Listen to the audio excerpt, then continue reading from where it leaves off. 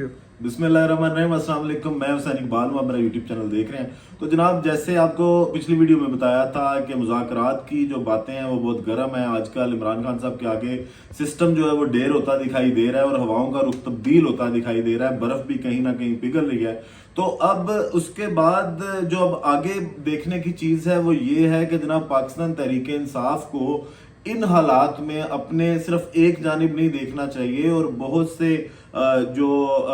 साइडें हैं उनको कवर करना पड़ेगा कि किस तरह उन्होंने मामला को अब आगे लेकर चलना है। ये बड़ा सेंसिटिव मोड है जिस पे इस वक्त पाकिस्तान तहरीक इंसाफ खड़ी है और उनको बड़ा केयरफुली यहाँ से आगे जो है वो इस इनिंग्स को खेलना पड़ेगा। अब जैसा कि रऊफ हसन साहब ने पहले कहा कि जनाब इनकार को इकरार में तब्दील होने में ज्यादा टाइम नहीं लगता और अब जिस तरह मैसेजेस लोगों से दिलवाए जा रहे हैं, राना सनाउल्लाह साहब हो गए, फवाद चौधरी साहब हो गए, या वो लोग जो डायलॉग की बातें कर रहे हैं, तो कहीं ना कहीं जो इदारे हैं वो चाहते हैं कि डायलॉग जो है वो किए जाएं। लेकिन उसके साथ पाकिस्तान तहरीक इंसाफ को अब ये भी देखना है कि ओपोजिशन की जो जमातें हैं, जिस तरह उस दिन मौलाना फजलुर रहमान साहब ने बात की कि जनाब इस हुकूमत के खिलाफ जो है वो ग्रैंड अलायंस के बारे में सोचा जा सकता है, लेकिन अभी तक कोई ऐसी तजवीज जो है वो पेश नहीं की गई। तो इस पे जो अपडेट आई है उसके मुताबिक जो पाकिस्तान तहरीक इंसाफ है उन्होंने आज ये बात की है कि जनाब मौलाना फजलुर रहमान साहब के साथ जो बातचीत है उसके दरवाजे खोल दिए गए हैं और इमरान खान साहब की इजाजत से उसके दरवाजे खोल दिए गए हैं। और कहीं ना कहीं पे और अब वैसे भी देखें तो जो मौकफ है इलेक्शन से को लेकर के, जो इलेक्शन में धांधली हुई है और जो फॉर्म 47 की हुकूमत आई है, जिस तरह मैंडेट चोरी किया गया है एक मकबूल तरीन पार्टी का, जिस पर जमात इस्लामी भी बोली है, मौलाना फजलुर रहमान साहब भी वही बात कर रहे हैं और KPK में जो वजीर आला हैं खैबर पख्तूनख्वा के अलीमीन गंडापुर साहब, तो वो भी बातें करते हैं। तो बातें तकरीबन सारी पार्टीज की सेम है और उसके साथ साथ सिर्फ इन पार्टीज की नहीं, IMF की भी ये जो रिपोर्ट आई है उसके मुताबिक ये कहा गया है कि जनाब जो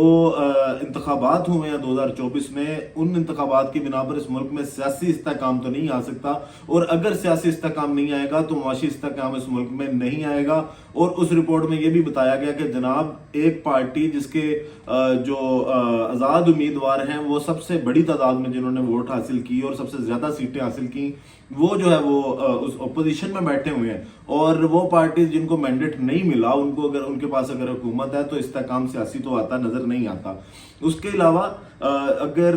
मौलाना फजलुर रहमान साहब वाली बात करें तो अब इमरान खान साहब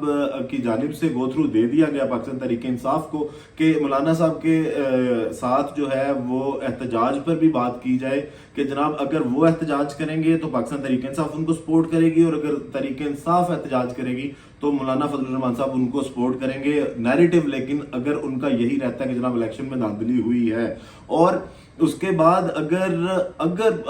अपने स्टांस पे कायम रहते हैं मौलाना फजलुर रहमान साहब, इसी पे के इस नैरेटिव पे वो कायम रहते हैं कि जनाब धांधली हुई है और मैंडेट चोरी किया गया, तो इमरान खान साहब की रिहाई के बाद जो मुलाकात है मौलाना फजलुर रहमान साहब की वो भी पॉसिबल है इमरान खान साहब के साथ। तो ये जो है वो सारी चीजें देखनी पाकिस्तान तहरीक इंसाफ को चाहिए कि किस तरह, क्योंकि एक सेंसिटिव इशू है और शायद तहरीक इंसाफ का जो फॉलोअर है वो इन चीजों को इतनी आसानी से नहीं समझेगा, उनको लॉजिकली समझा के ये चलना पड़ेगा कि जनाब ये क्योंकि नैरेटिव सेम है, ये एक इशू इस तरह का है कि जिसपे अलायंस किया जा सकता है कि जनाब जो इलेक्शन है पाकिस्तान में एटलीस्ट वो साफ और शफाफ होने चाहिए। अब जमात इस्लामी जो है उनसे भी बात की जा रही है और लेकिन जमात इस्लामी जो है बात वो भी यही कर रही है कि जनाब मैंडेट चोरी हुआ है फॉर्म 47 की। हाफिज नईमुर रहमान साहब ने जो आज गुफ्तगू की है उसमें उन्होंने भी यही कहा कि जनाब ये फॉर्म 47 की हुकूमत है और फॉर्म 45 की हुकूमत नहीं है, तो इस्तेहकाम जो है इस मुल्क में वो इसके साथ नहीं आ सकता और जब तक इस्तेहकाम नहीं आएगा मुल्क में स्टेबिलिटी नहीं आएगी। लेकिन कहीं ना कहीं जो जमात इस्लामी है वो अपना एक अलहदा से किरदार इसमें निभाना चाह रही है और वो शायद ये चीज क्लियर कर रहे हैं बार बार कि जनाब हम कोई जो इंतखाबी अलायंस है वो नहीं चाह रहे, हालांकि ये मामला इंतखाबी अलायंस के नहीं है, ये मुल्क में शफाफियत के इंतखाबात के की बात हो रही है कि जनाब अलायंस इस चीज पे किया जाए कि जो भी पार्टी इक्तदार में आए, जिसको अवाम वोट दे, जिसको ज्यादा वोट मिले, जो अवामी मैंडेट लेके आए वो इक़्तिदार में बैठे, ना कि اس طرح جو ساری ایک کھیر پکائی گئی ہے اور ایک مکس چار حکومت بنا دی گئی ہے کہ جناب جن کے پاس عوامی مینڈیٹ ہی نہیں ہے انہوں نے مل کے اپنی، اور جس طرح سے قاضی صاحب نے اور الیکشن کمیشن کے منشی صاحب نے جو ان کی سہولت کاری کی ہے اور اداروں نے جس طرح مل کے ان کے ساتھ کام کیا ہے الیکشن سے پہلے اور الیکشن کے بعد بھی، جس طرح مخصوص نشستیں ان کو دی گئی ہیں، اور فارم 47 کا تماشا جو ہے کسی ملک میں ایسے نہیں ہوتا، جس طرح لوگوں نے دیکھا ہے کہ وہ جو دوسری تیسری کلاس کے بچے ہوتے ہیں ان کی جو کاپیاں ہوتی ہیں وہ بھی اتنی گندی نہیں ہوتی جس طرح کے فارم 47 بنائے گئے تھے، کہ جتنی کٹنگ ان پہ تھی وہ شاید دوسری تیسری کلاس کے بچوں کی آج کل کے جو ہوم ورک کی کاپیاں شاید اس میں بھی اتنی نہ ہو۔ اس کے بعد اگر آپ بات کریں اس کے بعد تو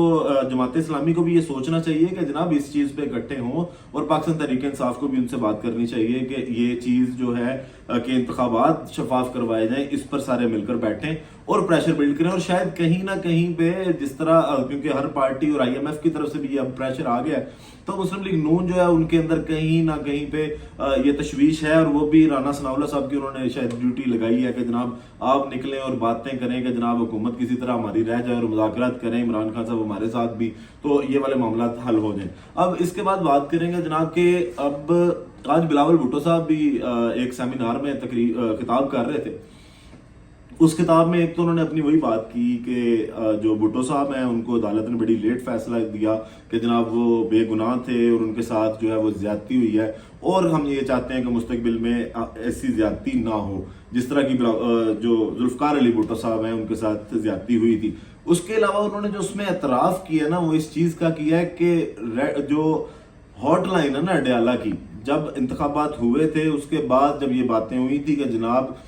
پاکستان پیپل پارٹی کہیں نہ کہیں چاہ رہی ہے کہ وہ پاکستان تحریک انصاف کے ساتھ مذاکرات کرے اور مل کے حکومت بنائے، پیپل پارٹی اس ٹائم یہی چاہ رہی تھی کہ جناب امیج بلڈنگ کے لیے کہ ہمارا امیج اچھا رہے، اگر ہم مسلم لیگ نون کے ساتھ ملتے ہیں، حکومت ان کا بنانے کا ذہن تھا، لیکن ان کو یہ تھا کہ جناب اگر ہم پاکستان مسلم لیگ نون کے ساتھ ملتے ہیں تو پھر ہماری پاپولیرٹی جاتی ہے، اور اگر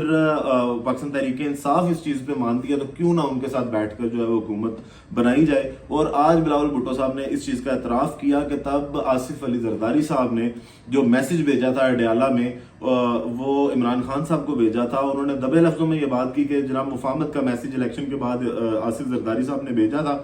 کہ جس میں انہوں اور اس شخص کو بھیجا تھا جو اپنے علاوہ کچھ نہیں سوچتا، اپنے آگے کرنے کو سوچتا، تو وہ میسج کیا تھا؟ میسج یہی تھا جناب کہ ہمارے ساتھ بیٹھیں اور حکومت ہم اور آپ مل کے بنا لیتے ہیں، لیکن تب بھی عمران خان صاحب جو ہیں وہ اپنے نیریٹو پہ قائم رہے تھے کہ جناب میں پیپل پارٹی کے ساتھ مل کر حکومت نہیں بنانا چاہتا۔ شاید آپ کو یاد ہو کہ تب پاکستان پیپل پارٹی کی جو سینٹرل ایگزیکٹو کمیٹی ہے اس کا اجلاس بھی ان باتوں کے بعد کہ ہم بیٹھ سکتے ہیں پاکستان تحریک انصاف کے ساتھ، یہ بات کرنے کے بعد ایک دن کے لیے مؤخر کیا گیا تھا کہ دیکھا جائے کہ آگے سے پاکستان تحریک انصاف کا رسپانس کیسا آتا ہے، اور جب ان کو رسپانس نہیں ملا تو اس وقت پھر انہوں نے دیکھا کہ جناب حکومت تو ہم نے کرنی ہے تو کیوں نہ پاکستان مسلم لیگ نون کے ساتھ بیٹھا جائے اور ان کے ساتھ بیٹھ کر جو ہے وہ حکومت بنائی جائے۔ تو وہ آج جو اس میسج کی اس ہاٹ لائن جب اڈیالہ کی کھڑکی تھی جس میں عمران خان صاحب کو میسج دیا گیا تھا آصف زرداری صاحب کی جانب سے، تو اس کا بھی اعتراف آج بلاول بھٹو صاحب اپنے اس سیمینار کی تقریر میں کر گئے ہیں، اور اس کے علاوہ انہوں نے پھر وہی باتیں کی کہ جناب سیاستدان جو ہیں وہ مل بیٹھنے کو تیار نہیں ہے، اور جناب آپ جب اتنی بڑی وارداتیں کریں گے اور جب آپ اپنے آپ کو ثابت کریں گے کہ ہم وارداتی ہیں، بلاول صاحب آپ نے سب سے پہلے الیکشن میں پاکستان مسلم لیگ نون کے خلاف چورن بیچنا شروع کیا تھا، اور آپ نے کراچی سے تحریک شروع کی اور آپ پنجاب میں آگے ڈیرے لگا کے پاکستان مسلم لیگ نون کے خلاف جو ہے وہ باتیں کرتے رہے، اور جس طرح الیکشن کیمپس میں آپ کی اور پاکستان مسلم لیگ نون کی لڑائیاں ہوتی رہی اور پولیس کے چھاپے ایک دوسرے کے کیمپس پہ آپ پڑھواتے رہے، تو وہ اس کے بعد آپ لوگوں کو یہ شرم کرنی چاہیے کہ آپ کیسے بیٹھ گئے ہیں پاکستان مسلم لیگ نون کے ساتھ صرف ایک حکومت کے لیے اور کچھ ڈیلز کر کے کہ جناب صدر آپ کے ہوں گے، گورنر آپ کے ہوں گے تو آپ حکومت کی عیاشیاں انجوائے کریں گے۔ اس کے علاوہ آپ کے پاس الیکشن کے بعد کوئی نیریٹو نہیں تھا، جو نیریٹو آپ نے الیکشن سے پہلے بیچنے کی کوشش کی تھی آپ اس سے بھی پھر گئے تھے۔ باقی ویڈیو کا اختتام کرتے ہیں اسی دعا کے ساتھ کہ اللہ تعالیٰ پاکستان پر اپنی رحمت نازل کرے۔ پاکستان زندہ باد۔